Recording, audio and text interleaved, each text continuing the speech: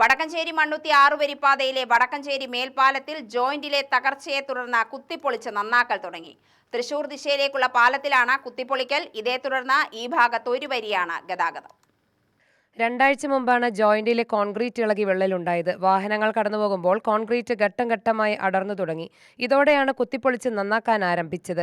2021 മേൽപ്പാലം ഗതാഗതത്തിനായി തുറന്ന ശേഷം 80ഓളം തവണ വിവിധ ജോയിന്റുകളിലെ തകരാറിനെ തുടർന്ന് നന്നാക്കിയെങ്കിലും ശാശ്വത പരിഹാരമാകാത്തതിൽ ആശങ്കയുണ്ട്.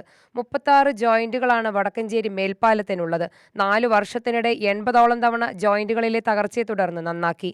പാലത്തിൽ കോൺക്രീറ്റ് ബീമുകൾ ചേരുന്ന ഭാഗമാണ് ജോയിന്റുകൾ. ഇരുമ്പ് പാളികൾ ഘടിപ്പിച്ച് കോൺക്രീറ്റ് ചെയ്താണ് ബീമുകൾ ബന്ധിപ്പിക്കുന്നത്. നിശ്ചിത കാലാവധി കഴിയുമ്പോൾ ജോയിന്റുകളിലെ കോൺക്രീറ്റ് ഇളകുമെന്നും കുത്തിപ്പൊളിച്ച ശേഷം വീണ്ടും കോൺക്രീറ്റ് ചെയ്യുകയാണ് പരിഹാരമെന്നും ദേശീയപാത അതോറിറ്റി അധികൃതർ പറഞ്ഞു. എന്നാൽ പാലക്കാട് ദിശയിലേക്കുള്ള പാലത്തിൽ കഴിഞ്ഞ 4 വർഷത്തിനിടെ ചുരുക്കം ജോയിന്റുകൾ മാത്രമേ കുത്തിപ്പൊളിച്ച് നന്നാക്കേണ്ടി വന്നിട്ടുള്ളൂ. തൃശൂർ ദിശയിലേക്കുള്ള പാലത്തിൽ നിർമ്മാണ ഘട്ടത്തിലുണ്ടായ അപാകതയാകാം ഇടയ്ക്കിടെ ജോയിന്റുകൾ തകരാനിടയാക്കുന്നതെന്നാണ് ആരോപണം. വിശദ പരിശോധന നടത്തി പ്രശ്നത്തിന് ശാശ്വത പരിഹാരം കാണണമെന്ന് വിവിധ സംഘടനകൾ ദേശീയപാത അതോറിറ്റിക്ക് കത്ത് നൽകിയിട്ടുണ്ടെങ്കിലും നടപടികളുണ്ടായിട്ടില്ല. UTV news, Palakkad.